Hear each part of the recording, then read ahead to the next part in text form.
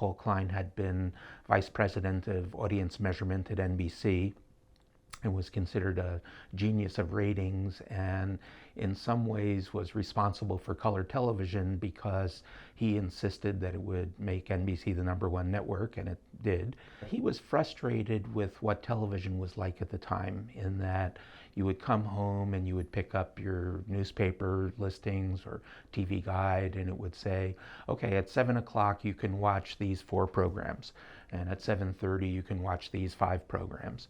And he thought that was wrong, and instead you should be able to come home, and the analogy I used to make was pick up something like the Manhattan phone book. You would flip through, find a program that you liked, see what the code was for that, enter that on a set-top box, and then that program would start playing immediately. And today we call that concept video on demand.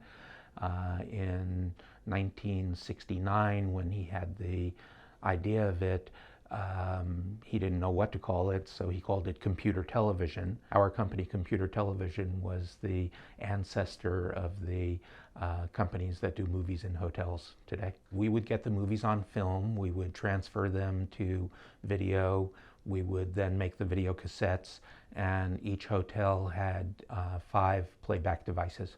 Even in our earliest installations, we had an automation system. So basically, once you had put in the 2 movies, and it was 2 movies until we were able to replace them, so the next month you'd have 2 different movies perhaps, depending on how sales were going.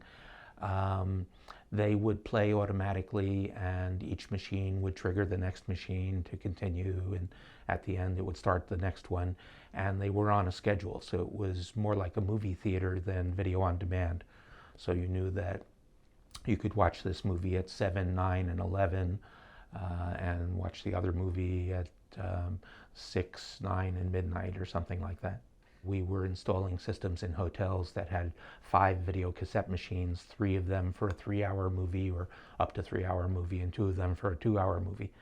And we rigged up some automation for it, and we had what's called a negative option. It's kind of book of the month club thing, where if you don't want the book, you have to send it back. So this was, you could start watching the movie, and if you didn't want to pay for the movie, you had to turn it off within 10 minutes.